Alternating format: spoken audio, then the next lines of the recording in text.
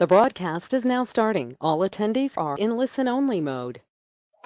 Hi everyone, my name is Lee Pucker. I'm the CEO of the Wireless Innovation Forum, and I'd like to welcome you to our webinar talking about the commercial launch of CBRS. A couple things before we get started. First, the slides that are presented during this webinar are going to be available and posted on our webinars page, and everybody who's in attendance here will get a link to that page after the webinar closes. We're recording this, and you'll be able to find it on our YouTube channel. Again, the link will be sent to you, so don't worry about trying to write this down really quickly. If you need any information at all about our webinars, please contact me at lee.pucker@wirelessinnovation.org, and I'm happy to help you out. During today's webinar, if you have a question, we encourage questions throughout the webinar, there should be a question window in your interface. Please just type your question in there. That'll come to me, and then I'll ask it to the panelists as we go forward. The agenda for today's webinar is we're going to start with a functional overview of CBRS, and that's going to be presented by Andy Clegg. Andy's with Google, and he also chairs our work group on functional and operational requirements for CBRS. That'll be followed up by a presentation on deployment of CBRS in use cases. That's being given by Richard Bernhardt, who's the National Spectrum Advisor at WISPA and is chair of our operations working group, CBRS Operations Working Group. And then finally, we'll close the webinar with an update on the CBRS standards, talking about the standards that are currently in use and the enhancement of those standards that's being developed in what we're calling Release 2. Before we begin, a question some have asked is, why is the Wireless Innovation Forum doing this webinar? The forum's been around since 1996, for those of you who don't know, and part of our mission is supporting the innovation and utilization of spectrum, which includes CBRS. We stood up a committee specifically to support CBRS, the Spectrum Sharing Committee, back in 2014, and since that time, the participants in that committee have been working hard to develop the standards necessary the standards and accreditations necessary to support the ecosystem in reaching commercial launch.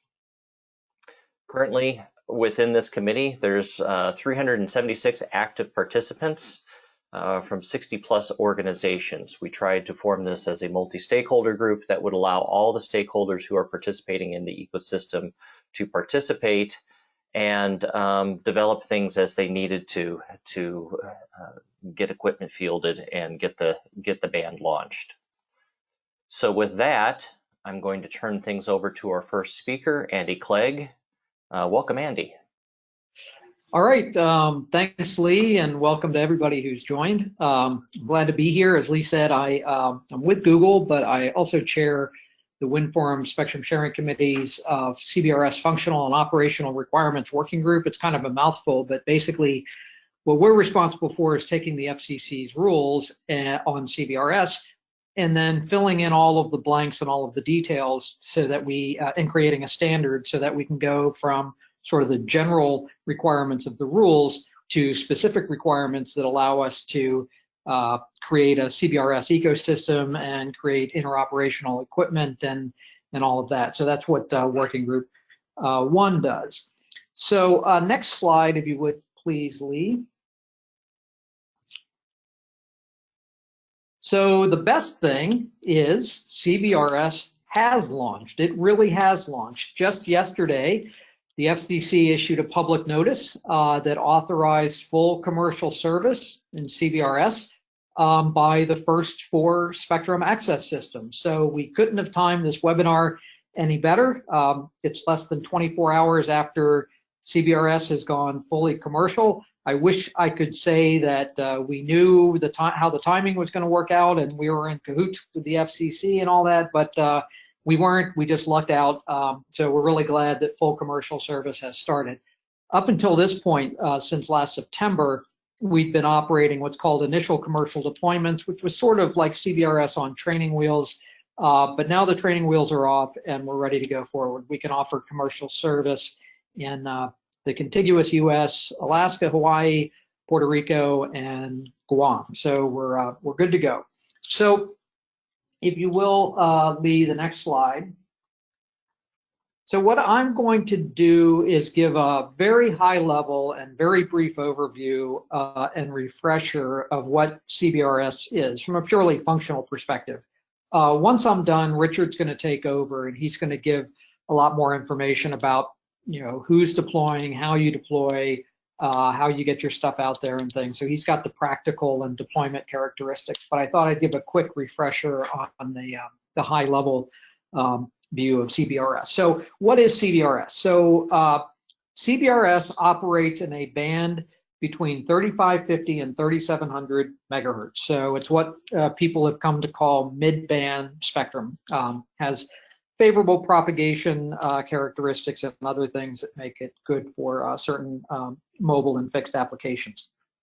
Now, the uniqueness of CBRS is that it is done under a three-tiered spectrum sharing architecture, and that is because the band 3550 to 3700 megahertz was already being used. CBRS is a new entrant in the band. So those who were there before CBRS are called the incumbents, and then CBRS brings in two new tiers of service that has to share with the incumbents. The two new tiers are the priority access license, or what we call a PAL, that's the second tier, and the third tier is general authorized access, or GAA. So incumbents are always protected. The CBRS PAL and CBRS GAA users have to protect the incumbents from interference. The priority access license, though, gets you additional interference protections from the GAA tier. So if you want to be CBRS and you want to have some certainty in the access to your spectrum, you can buy a PAL license at auction and get protection from the GAA tier. But the third tier, GAA, is interesting because as long as it doesn't interfere with PALs or incumbents, it can use spectrum wherever it's available. And it's free. You don't have to buy it at auction or anything. You can use it as long as you don't interfere with a PAL or with an incumbent. I'll talk a little bit more about that later. The glue that holds all this together is what's called a spectrum access system. So that's a cloud-based system that basically manages the interference between and among all three tiers. Now, just to be clear, the SAS does not manage the incumbents at all. The incumbents, and I'll talk about those in just a minute, are they're free to operate in the band as they've always done. They're not managed by a SAS, but a SAS manages priority access licenses, PALs, and GAA devices in order to not cause interference to incumbents or to PALs. It's interesting to note that 3GPP has in fact designated the US CBRS band 3550 to 3700 as a 4G LTE band called band 48. And then after that, it also designated it as a 5G NR band, N48. So the CBRS band is already internationally designated as a 4G and 5G band. So obviously we have a lot of expectations on what the band's going to be used for. So next slide, please, Lee.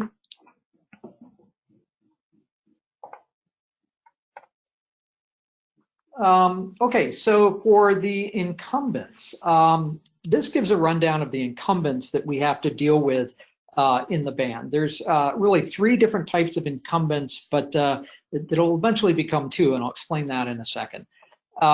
The first incumbent is the federal government. So they mainly operate shipborne radars in coastal areas around the United States. Those radars are typically on aircraft carriers and other very large ships. Limited number of them, but they can operate anywhere in coastal waters. There are a few inland radar sites as well that have to be protected. And those radars, the military radars, are protected from aggregate interference due to CBRS. And the way that we as CBRS knows when those systems are operating is we either get information from a network of sensors that's deployed around the coastlines listening for the military radar, or in some cases the military actually tells us by way of a portal when and where they'd like to operate, and we deal with interference management based upon that information. The second incumbent there are approximately 20 different extended C-band fixed satellite service receive-only Earth stations around the country. Most of them are either on the east or the west coast because they have to communicate with international satellites. Some of those receive-only Earth stations operate down to 3625 megahertz. That's most of them. Some of them operate lower than that, down to 3610. They're also protected from aggregate interference and blocking interference due to CBRS. But we know where all of those are, and we manage things accordingly. Then the third incumbent, and this is one that's not going to stay an incumbent for much longer, there were already some wireless broadband service providers in 3650 to 3700, which is the upper third of the band. That's legacy Part 90 operations from Part 90 of the FCC's rules. Most of those operations begin to lose their grandfathered protection period starting in March or April of this year. And a very few of them will remain as late as January 2023, but most of those start to expire this year. So they're protected from aggregate interference from CBRS until the end of their grandfathered period. But those users are migrating to CBRS themselves and will eventually just become part of the CBRS managed spectrum. So that's the tier one, that's the incumbents. Lee, the next slide, please. So then tier two, that's the first tier of CBRS, and that's the priority access license, or PAL. So PALs will be licenses that are bought at an FCC auction. And they provide defined interference protections from other PALs and from all GAA devices. So one PAL is defined as one 10 megahertz channel in one license area, and a license area is a county. There's about just over 3,000 counties in the United States. So PAL channels will always be somewhere in the 3550 to 3650 megahertz segment. You can't operate PAL above 3650 to 3700. That's reserved for GAA only. In a given license area or a given county, the FCC will auction up to 7 PAL channels, so up to 70 megahertz of total PAL spectrum. And an individual PAL licensee may own up to 4 PAL channels in a county, so maximum of 40 megahertz per licensee. The license term is 10 years with an expectation of renewal at the end of that 10 years, subject to meeting reasonable build-out requirements that the FCC has put on it. And then one of the keys of Tier 2 is that it's use it or share it. So a GAA can use PAL spectrum in portions of the county where the PAL is not using it. The FCC's PAL auction, which is auction number 105, is scheduled to begin on June 25th of this year. They've not finalized the auction rules, but they propose a minimum opening bid for PAL set to 20 cents per pop. So you multiply 20 cents times the population of the county, and that would be the minimum opening bid. But they've set a floor at $1,000. So for low population counties, you have a minimum bid of $1,000. I believe the most populous county, LA County, minimum opening bid that was proposed goes to about $2 million, if I'm not mistaken. PALs can be leased, disaggregated, partitioned. So once you buy it, you can lease it to others. You can divide it by frequency. You can divide it by geography, sell it to others that way. So it's pretty flexible what you can do. And the little blue bar down at the bottom shows the channel layout for PAL spectrum. So let's go to Tier 3 on the next slide. Tier 3 is the general authorized access, the GAA, and that's basically the free tier. GAA is lightly licensed, which means technically it's licensed, and you could get shut off, because of incumbent activity or if you misbehave or whatever. But in other respects, it's a lot like unlicensed. You don't have to buy a license, and it affords you a fair amount of flexibility. GAA has no predefined bandwidth or license term. It really has to do with how much bandwidth is available in the area that you want to operate because of other operators or PALs or incumbents. No cost for the spectrum. You can operate theoretically anywhere in 3550 to 3700, subject to incumbent activities and PALs. And the upper third, the upper 50 megahertz of the band is GAA only. No PALs operate there.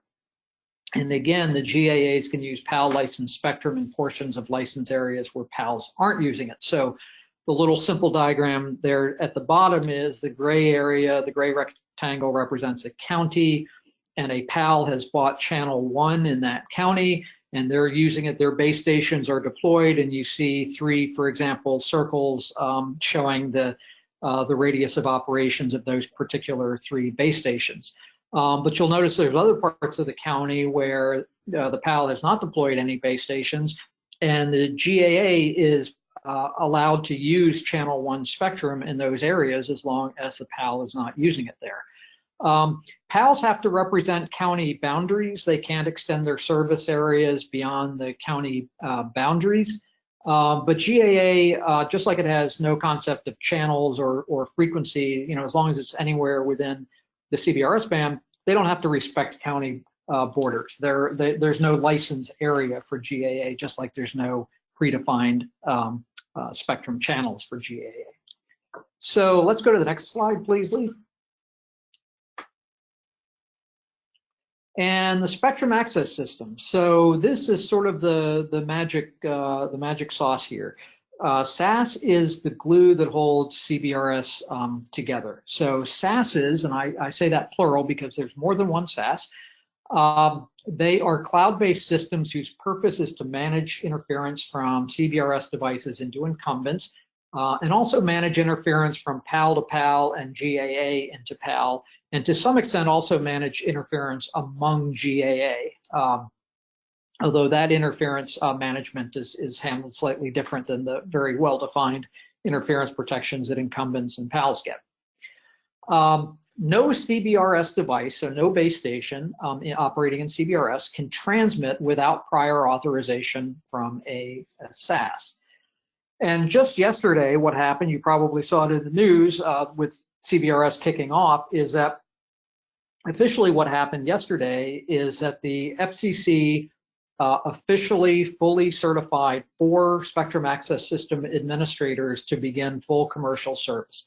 The 4 entities that were approved yesterday are CommScope, Federated Wireless, Google, and Sony. We expect the 5th should follow in the coming weeks, which is Amdocs. And then there are 5 more spectrum access system administrators in the pipeline. So we got lots of spectrum access systems. And so there's a lot of good competition in the space. And that's good for CBRS users because you get to choose your own SAS provider. And it's really just based on, whatever you want to base it on, value-added services, cost, whatever. But it's you as a CBRS user can choose whichever spectrum access system administrator you'd like to choose. The next slide, please, Lee. Andy, quick question. Yes. We have a question from the audience. What's the deadline for CBRS Wave 2 approvals?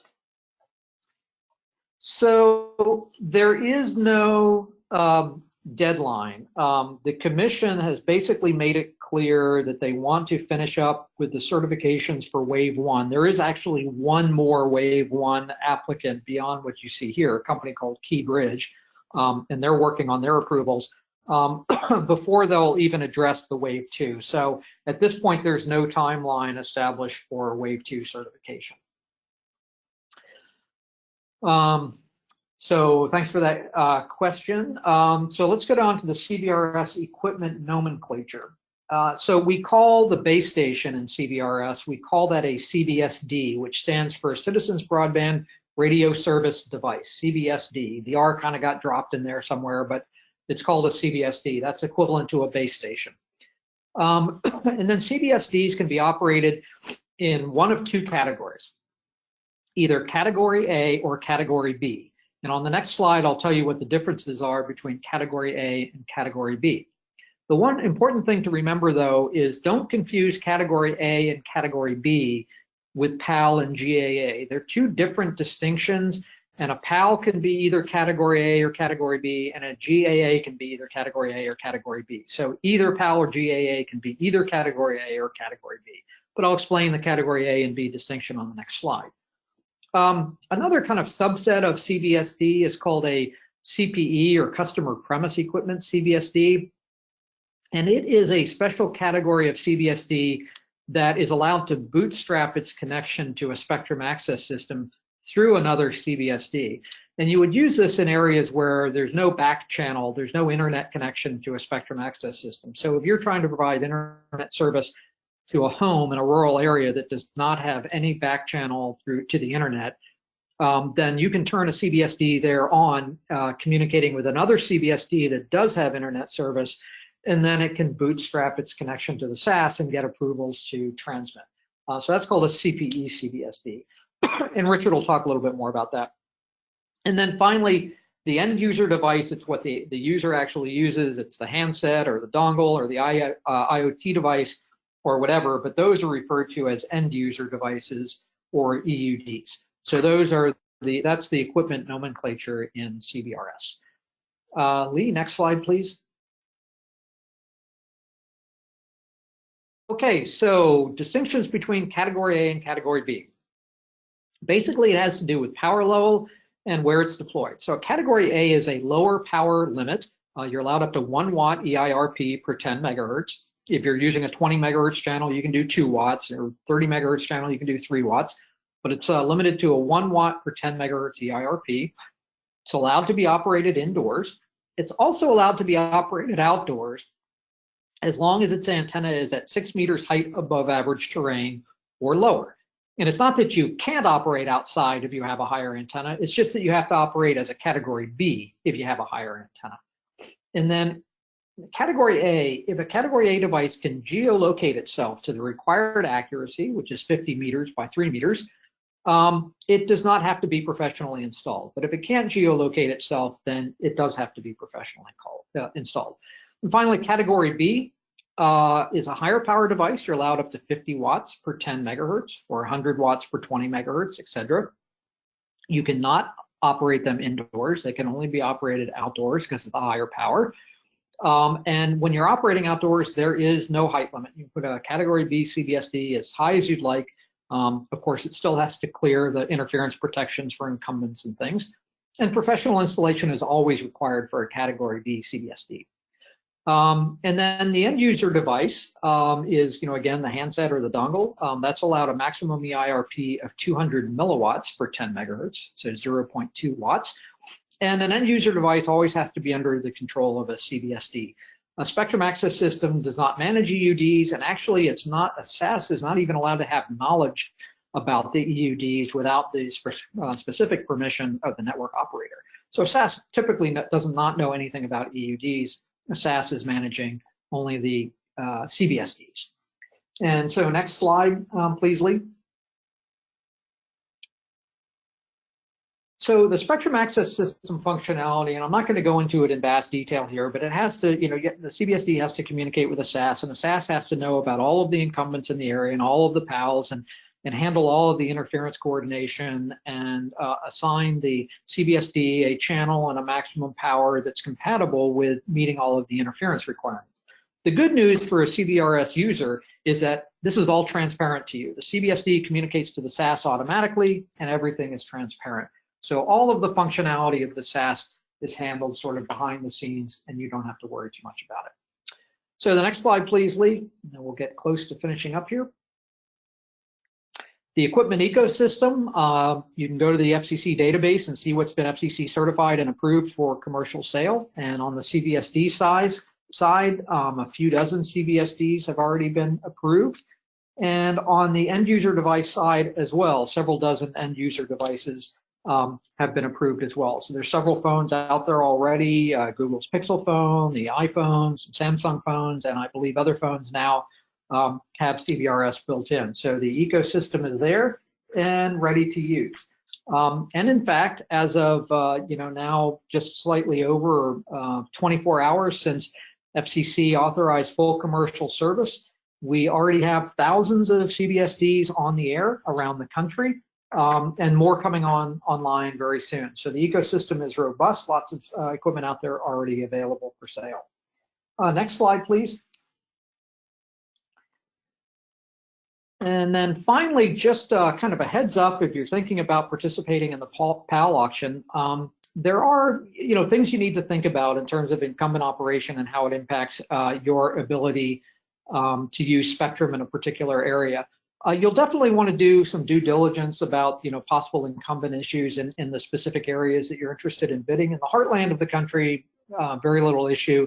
If you're in the coastal areas and some certain areas, there could be some impediments that you want to at least understand before you go to the PAL auction. So we encourage you to talk to your favorite Spectrum Access System administrator and get some details on the incumbency issues before you head off to the auction. But otherwise, we expect a good, robust auction, a lot of licenses for sale, and there's a lot of interest being expressed already. So very, very interesting, and so stay tuned to see where the PAL auction heads. And on my final slide, I just have some resources there. They're hyperlinked. You'll get a copy of these slides at the end of the presentation, but it'll give you a little bit of a few options here to get additional information and all of the details on how CBRS operates. So with that, that's the end of my part, and we turn it over to Richard to talk about what's actually going on in CBRS. So before we go there, I've got a couple more questions, if you don't mind. Sure. So the first one is, how does the FCC CBRS certification relate to OnGo CBRS certification? Yeah, so yeah, that's a good question. OnGo, for those who are wondering, is a trademark of the CBRS Alliance. The CBRS Alliance is a group that concentrates solely on 3GPP implementations in the CBRS band, so 4G LTE and 5G NR. And so the way those two certification processes relate is a CBSD always has to be FCC certified. That's just a fundamental hardware certification. That's required before a CBSD can be offered for sale. Not every CBSD has to be OnGo certified. You may have a proprietary error interface, or for whatever reason, you may not be doing 4G LTE or 5G NR. You may be doing something else. And so you wouldn't necessarily get it OnGo certified. However, if you're doing 4G LTE or 5G NR implementation, you may wish to get your device OnGo certified, as it allows for basically some guaranteed level of interoperability with other OnGo equipment and certain benefits like that. I would encourage you to go to the CBRS Alliance OnGo webpage, which I linked in my slide there, and you can get more information on that. One additional comment, one of the things that's necessary for FCC certification is being able to demonstrate that you can receive and execute commands sent by a SAS to the CBSD.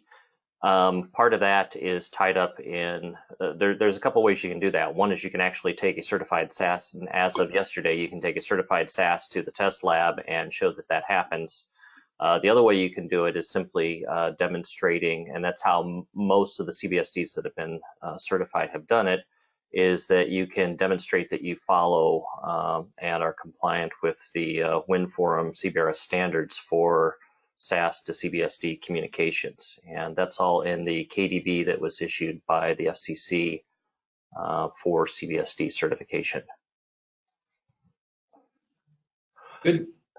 One more, I think we'll defer the next questions, and because I think Richard's going to get into some of them. So why don't we move forward and let Richard go. Richard? Hey, good afternoon. Thank you, Andy. That's a good presentation of the overview of CBRS. My name is Richard Bernhardt. I'm the National Spectrum Advisor for WISPA, or the Wireless Internet Service Providers Association. I am also the chair of the Operations Work Group for the Spectrum Sharing Committee at WINForum. I am very pleased today to be able to talk to you about getting into CBRS. This is the first time where we will have certified SASs, and the FCC has approved the band for full commercialization as of yesterday. So it's a very timely discussion, and we are very pleased to be here today to talk with you about how to get into the band. We are just following up to the initial commercial deployment, which was the field test for the SASs, and so now we have entered the phase where GAA is available. And the cool thing about CBRS is it's available to everybody. So we're going to talk a little bit about how you can get into the band, what you need to do so, what kind of equipment, how you deploy the equipment that you need to get into the band, some of the use cases, what you can use this thing for, and some other references. And certainly feel free to ask questions as I'm discussing this. We will let me know if you've got a question, and we'll have a Q&A session at the end to go through this. So let's start with the first slide if we could. So here we are, and you can join CBRS at this point as of yesterday. Anyone can use the band. So it's really important to have a quick look and understand some of the basics. The one thing about CBRS is it's a unique and it's a new approach to using Spectrum. Obviously, Spectrum has been out there and bands for use have been out there for years, but this one combines the ability to work with incumbents. It has the Spectrum access systems to sort of move you through the system and make sure that you're not interfering with incumbents, and in some cases help you to find the best spectrum and power to be using for your particular use. The band is 3550 to 3700 megahertz, as Andy indicated, and that's 150 megahertz of shared spectrum. So there's some wonderful opportunities there. The next thing you should do if you're going to enter this band is you have to have a little idea of what your network's going to do. If you're operating as a voice network, or you're operating as a mobile network, or you're looking at this as a fixed network, you probably need to do some planning and potentially do that planning in a different way based upon the use. So look at the type of radios that are available, their propagation abilities, their power requirements. As Andy noted, there are different power requirements for CBSD Cat A's and Cat B's. This is a band that can be used both indoor and outdoor, so you have the ability to do that as well. I'm going to expand into some of the uses, but there are some very unique and new uses that can be done. But there are some limitations in the band, and you should be cognitively aware of things such as geography and clutter and terrain, and the ways in which other users or density in the band may affect your use. So it's important to know those to determine whether or not you want to use a GAA band or you want to go out and use a PAL band. Acquire a PAL or portion of a PAL through the secondary market. You want to start to look at who's selling equipment. If you're going to be using mobile, you'll want to know about EUDs or end user devices. Establish relationships in the supply chain for CBRS equipment, including CBSDs. The next thing is, once you're going to use those CBSDs, they have to connect to the SAS system or the Spectrum Access system. So you're going to have to get aware of the now 4 that are certified, one more coming very shortly. And you can make your choices based upon the offerings that they have. It is a competitive landscape, and you may want to use different SASs based upon your particular needs. Some SASs have relationships with manufacturers, and that may be a door in for you to use to access a SAS. Others, you may have a direct relationship with the SAS, but it's important to understand how to contact your SAS, how to work with the SAS, and what will be required of you if you're using on your different uses. On the WInnForum website, you can go to the CBRS section, and the SASs are listed there, so you can figure out how to attach to or to contact a Spectrum Access System administrator. Next, for the most part, most of the parties that, most of the equipment that you're going to need to install, at least now, will require a certified professional installer. Or a CPI. And I'm going to go into a little bit of detail about how you access CPIs, what a CPI has to do in order to install your equipment. I will say that it's the world's worst name for something, because let's talk a little bit right now about what a CPI does. A CPI predominantly enters the data for registration of your CBSDs with the SAS, and that has to be extremely accurate. So it's done in a verified manner. The CPI has to have a encrypted code that they use with the SAS in order to validate their own existence and the fact that they have the right to enter data into the SAS. The SAS and manufacturers may preload some of this information, but the SAS will work with the CPIs to make sure that the data about your equipment, which is fixed where it needs to be, any CBSD needs to be fixed, EUDs are the devices that can move around. And the CPI is responsible for giving all of the installation data necessary to register your equipment and ultimately seek a grant to get the frequency and power and spectrum that you need in order to operate within the band. So learn the basics, plan your network, get your supply chain in line so you can get the equipment you can and also replacement parts that you might need as you're going along that. Establish a relationship with the SAS, establish a relationship with installers. Oh, one other thing about CPIs, I said it was a terrible definition. Reason it's a terrible definition is that while they can be an installer, and many of you have commercial networks, and you may have installers that will become certified as a CPI, and we'll talk about what it takes to become that. They don't necessarily have to be. You can have the person who turns the screws and adjusts the antenna and mounts the devices, and that person may not be a CPI. CPI is the person who puts the data into the system and accurately reflects that data to the SAS. And the next thing you're going to want to do is figure out, or as part of your planning, how much spectrum you need, what things are you using it for? Is this your primary source of spectrum or your secondary source? Are you using it for 4G or 5G? Are you using it for fixed wireless? Figure out how your use works and whether or not you need GAA or PAL. Let's go on to the next slide. The important thing now is getting into the band. And for a lot of you, or many of you who are already operating in 3.65 to 3.7, you have what's called a Part 90 Subpart Z NN license. And the part numbers that you hear me talking about are the FCC rules. FCC rules are federal rules that are promulgated in different ways.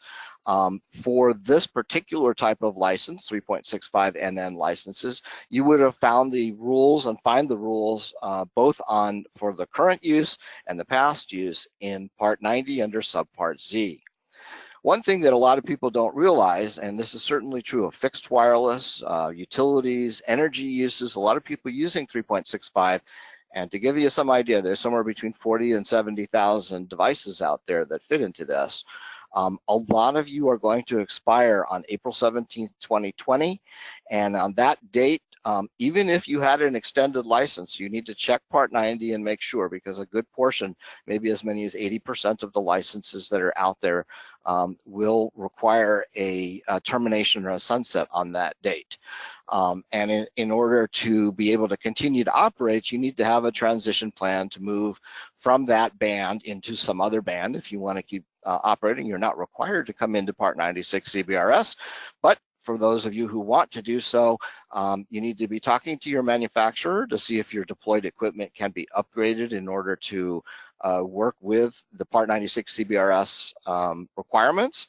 You need to verify with your equipment provider that they've gone through the testing and can upgrade your equipment. That may be a software or firmware upgrade. You may need to sticker the devices. And ultimately, depending upon what kind of equipment it is and where it's deployed, you may need to reinstall the equipment so that that equipment is now talking to the SAS. So any equipment that operates in CBRS has to have the ability to talk to and respond to SAS commands and direction and to get a grant. You need to make sure your equipment is CBRS ecosystem ready. And in that respect, you'll need to take a look at Part 90 and 96 and talk to your equipment manufacturer on any band limitations that you have. If you are operating in Part 90, make sure to check that your license is still current. You don't want to be operating after the sunset period. And there's a little conundrum on operation even if you're still in license. 3.65 NN license operators who registered with the ULS in 2015 are what's called grandfathered wireless protected devices. Grandfathered wireless protected devices gain protection in CBRS for a period of time until the license expires. And if you want to operate in CBRS in the same geography, you are either going to have to abandon your license and give up those rights and move into CBRS, or you'll operate under the grandfathered protection. The SAS at this point can't operate both because they have to protect the grandfathered wireless operations. And if you have a license in a geography and you're deployed there, you can't do both in the same 50 megahertz of spectrum. When can you transition? You can do so right now. And you can do so immediately, or you can convert to CBRS. Let's move on to the next slide. Richard, there's a couple questions that Sure. have come in, if you don't mind. The Absolutely. first one is, are NN licenses with no grandfathered protection precluded from requesting a waiver? No, you can request a waiver with the FCC for an extension of license time. There has been a petition put in by WISPA and the UTC to request a waiver, a blanket waiver, that has not been granted. So at this point in time, if you're interested in extending your license, whether it is one that's been registered under the protections for grandfathered wireless, or it is just a standard license, if you have a reason that fits the FCC requirements, then you should consider putting in a waiver request. And the next one is ham radio operators. This may be one for Andy. Ham radio operators have used this band. Are they still allowed to use the band? Are they grandfathered in? And if so, under what rule do they operate? I think I'll let Andy answer that question. Yeah, so there's no ham radio, there's no amateur radio allocation in any part of the CBRS band. There is a ham radio allocation just below the CBRS band. That band is currently under discussion with DoD and FCC about a reallocation, but that's a separate topic. In the CBRS band itself, 3550 to 3700, there's no amateur radio allocation. All right, other questions? Okay, so let's move on to the next slide. So who will want to use CBRS? And here are some case use examples from fixed wireless networks, which are done indoors or outdoors.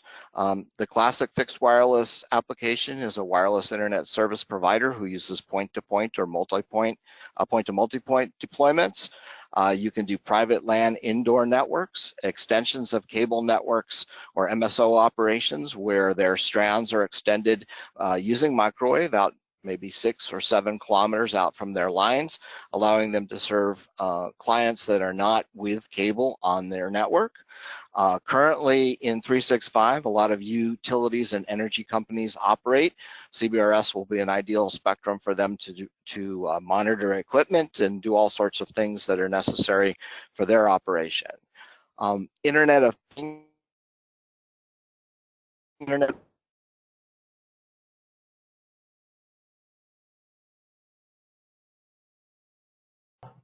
where there could be sensors in an area, thousands of them in agricultural plants, such as moisture sensors or devices that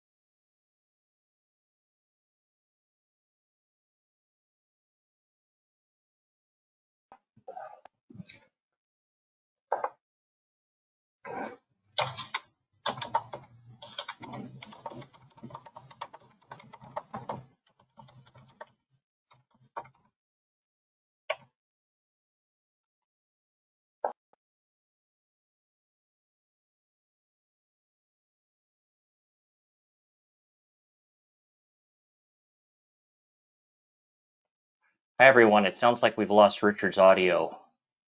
I will text him that we have an issue. Hold on.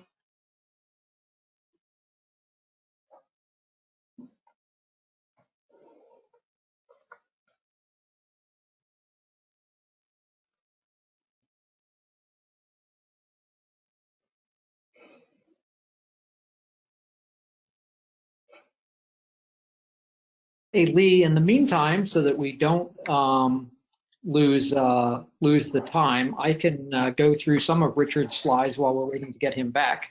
Okay, that would be good if we can do it that way. Okay.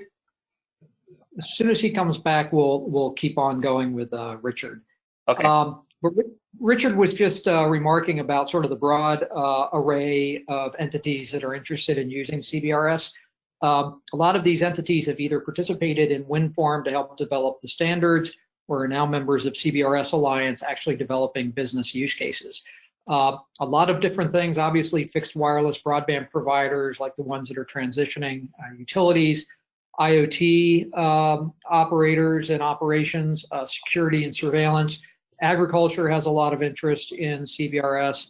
A lot of interest in private LTE networks in buildings, and also things such as DAS replacements for office buildings and residential buildings where self-service is hard to get through. Neutral host networks sort of operate under that guise, and that is, it's not operated by one of the big carriers, it's operated by the venue owner themselves, but you're able to roam onto various carriers' networks using LTE over CBRS.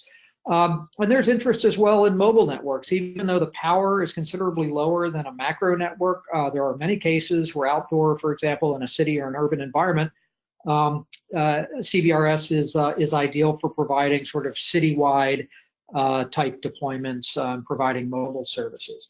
So if we go to the next slide, please, Lee. Richard on the next slide has listed several vertical markets for CBRS. You can take a look at the list. I won't need to read through them individually. Federated wireless. Oh, you're back. You're back, Richard. Yep. Did I lose? Okay, good. Take it over then. Oh goodness! I didn't realize I'd lost you. Where did I lose you? Quite a while ago, but we're on slide 24. If you want to pick it up from there. Okay. Sorry, I didn't see the thing go offline. So we have vertical markets that the CBRS is operating in, including medical, dental, and hospitals. As mentioned, education and K through 12, industrial and commercial, security and surveillance, hospitality venues, MTEs, MTRs. As today, anything that you might see in Wi-Fi, you might see in CBRS, and we're going to talk a little bit about that in a moment on whether or not that's competitive or compatible. Energy, power, utilities, telecommunications, and more. So move on to the next slide. All right, if you're installing a Category A or Category B device, you need a CPI. What is a Category A and Category B device? I think Andy ran through these for you, so I'm not going to spend a lot of time on these. Any Category B device, that's all devices that are outdoors, and anything over between 30 and 47 dBm per 10 megahertz requires a CPI to install them, and that includes customer premises equipment, base stations, eNode Bs, anything that's an outdoor unit and anything that's considered or operating as Category B will require a CPI. Most Category A devices, and in this day and age, it's pretty much all the Category A devices, between 23 and 30 dBm per 10 megahertz also require that you have a CPI install that device. An EUD, or an end user device, which are things like handheld devices, cell phones and so forth, up to 23 dBm do not require a CPI. And these are the one category of devices that operate in the ecosystem that do not require CPI to be installed. And we'll talk a little bit about CPI, going over the air to do your installation of CPE CBSDs in a moment. Next slide. All right, if you are interested in using a CPI to install your devices, or if one of your installers or yourself are interested in becoming trained to be a CPI, these are the 5 companies that you can go to get training to become certified CPI: CommScope, Federated Wireless, Google, Nokia, and C-Spectrum. If you go on the WINForum website that's listed here on this slide, and it's very easy to find on the WINForum or Wireless Innovation Forum website. There are links there on how to get certified to become a CPI. Once you're certified to become a CPI, then you can enter data and do the things necessary to do the completion of the installations as soon as you are certified. Let's move on to the next slide. All right, so now you're ready. You have CPI, you've got your use, you've planned your network. You're wondering whether I should use PAL network or GAA network. And the question is can anyone use GAA? And the answer is yes. There are some conditions, but pretty much anyone can get on if they follow the rules already noted.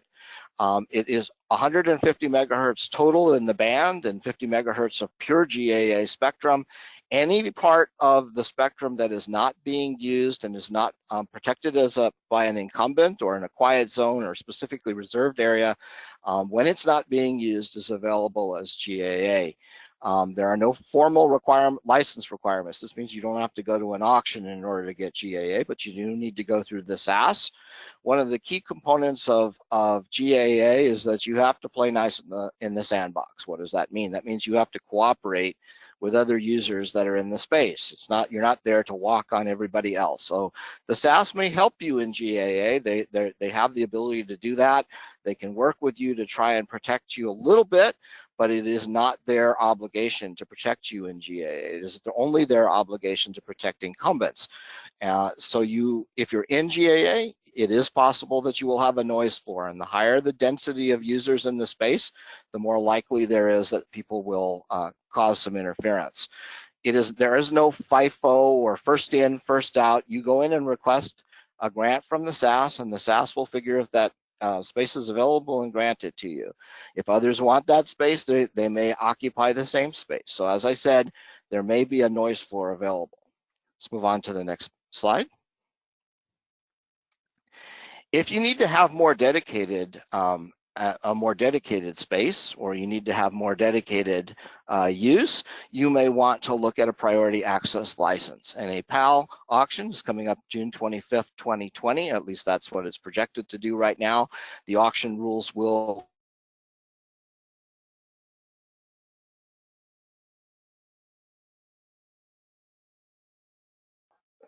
Andy, it sounds like we lost Richard again. Oh, yep. So apologize for that, but yeah, he was just going over the auction rules. For those who are not tuned into the FCC's website, the FCC has established a Auction 105 section on their auction website. So it has all of the releases related to the upcoming PAL auction scheduled to begin on June 25th. It has, for example, a spreadsheet of minimum bids for every county. It has proposed rules. It has some gory details on how the auction will actually be conducted. So we highly encourage you to visit the FCC website to get that type of information. As I mentioned earlier, again, a PAL is 10 megahertz in one county. So one 10 megahertz channel in one county. You can buy up to 4 PALs in one county, and the FCC will auction a total of not more than 7 PALs in one county. Anyway, I don't really have an idea of how long the auction will last. It's kind of a unique auction. A lot of licenses up for bid, 7 times 3,000 counties. So there's, quite a few licenses out there up for auction. So stay tuned. You'll be able to find out how the auction turns out. My guess is, early third quarter, we should have all of the results. Richard, also in the next slide, please, Lee, slide 28. Richard has given a little bit of information on the activation of the CPE CBSDs. Those are the CBSDs that bootstrap their registration with the SAS through another CBSD. And Richard's provided the link there for the FCC's knowledge database entry, or KDB entry, that gives you a lot more details on how a CPE CBSD operates. But those are going to be, the reason we called those out separately is these are going to be very important for rural broadband applications where the far end of the link may not already have an internet connection in order to get SAS approval. And then Richard's got slide 29, coexistence. Both the WINForum and the CBRS Alliance are working on various plans for how GAA is going to live with one another in the band. There's a lot of details. It's kind of a big topic area to go through in a single webinar like this. There's a lot of dedicated thought that's gone into how coexistence will operate. There are some requirements in the FCC's rules that GAAs are required to coordinate with each other in order to facilitate coexistence in the band. And the SASs are required to maintain an orderly RF environment, is the language that's given in the FCC rules. So there's various plans for how coexistence will be managed.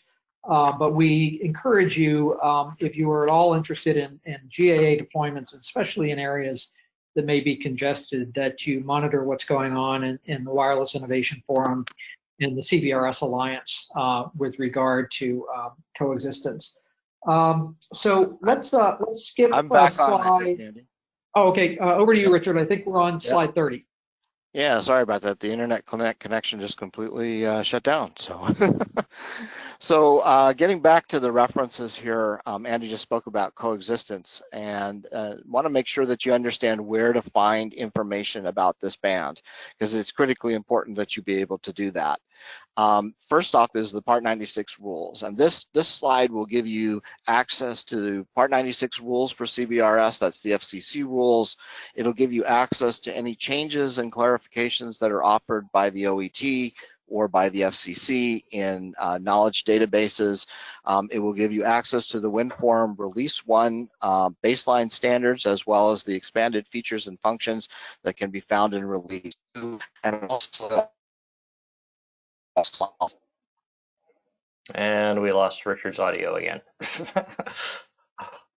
So I believe what Richard was going to say there was talking about the location for the WINForum standards, and then also talking about CBRS Alliance, where you can find the standards necessary to support OnGo, which builds on top of the WINForum standards.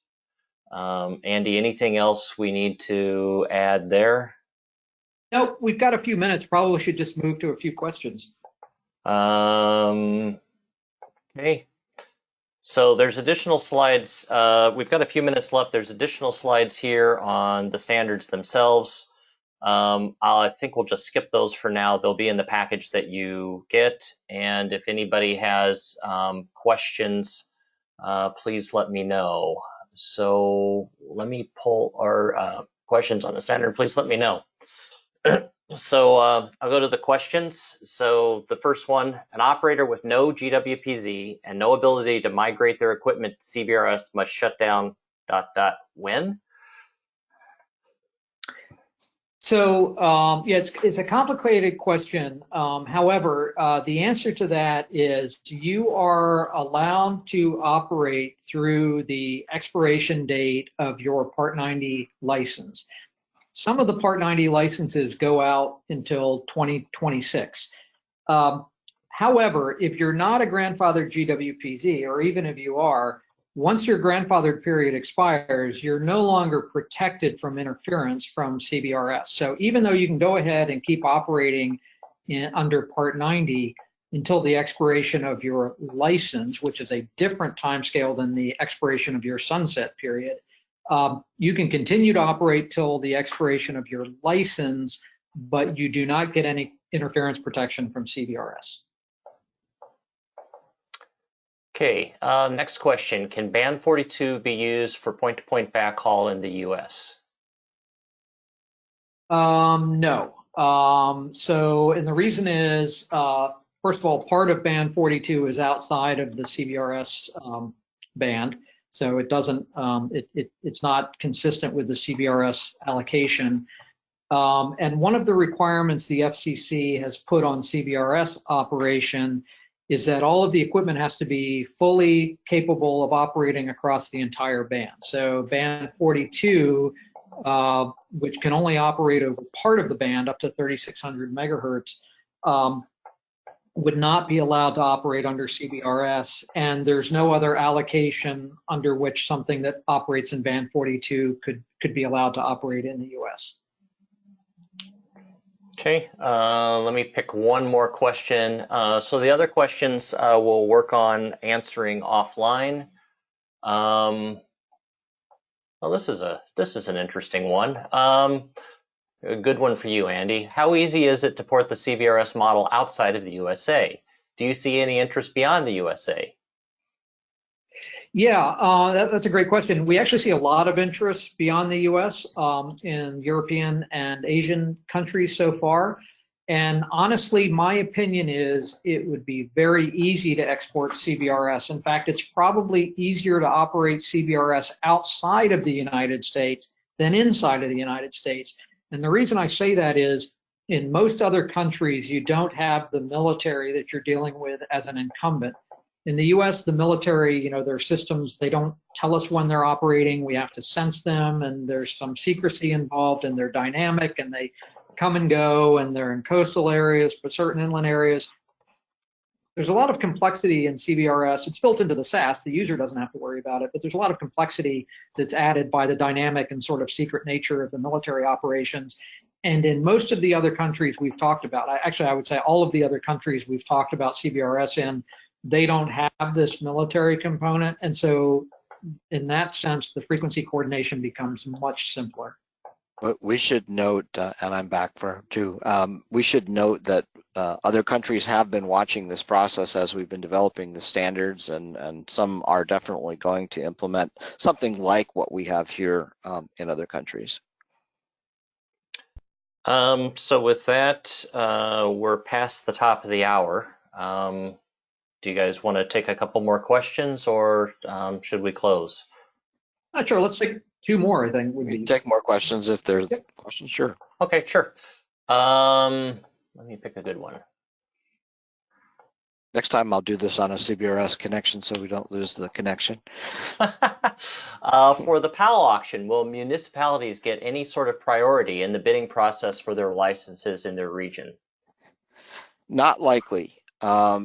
There are certain smaller sized entities which may get bidding credits. This is still open for the FCC to determine. If you're under a certain size, you may be able to get up to 25% bidding credit, but that remains to be seen. So I guess some smaller cities might be able to qualify under that. It depends. We've got multiple questions about GAA coexistence. That could be a webinar all by itself, so maybe we should address that offline. Well, I can give a little bit of background on that. We've worked on probably the most contentious issue that we have in WINForum and CBRS Alliance and in all of our discussions is how to come up with a uniform way to deal with GAA coexistence. And the flat truth is it's not a licensed band, it's a light licensed band, it's licensed by rule GAA. And it's not intended to have protections that you might have if you were buying a license or if you're buying access, even as you would in a PAL. However, that does not mean that we don't want to contemplate the ability to protect as best as possible networks from operating. And different SASs have different approaches to using and doing things to provide some area for coexistence. I think as we start out for the first year or so, that's not going to be a major issue, especially in rural and suburban areas. I think in the more densified areas, and maybe it's a good thing to have if we have that much success as things get dense, you might have some overlapping uses where good coax techniques will be needed to be deployed in order to make sure everybody can use the band. But the cold hard fact is GAA may have a noise floor. I think I said that earlier if that part got out while I was on the air. GAA may have a noise floor, and it's just part of being in that kind of spectrum. Okay, I think that's good for the questions then, so why don't we close there? Thank you everyone for your attendance. Big thanks to Andy and Richard for pulling together your presentations and helping present this material today.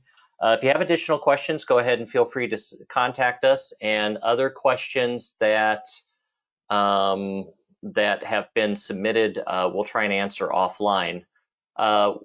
A reminder, we are going to post the slides, and you'll be given a link to those slides later, probably later today. And in addition, we're going to be posting the recording of this webinar on our YouTube channel, and you should get the link to that as well. So thanks again, everybody. And with that, we'll close the webinar. Thanks, Lee.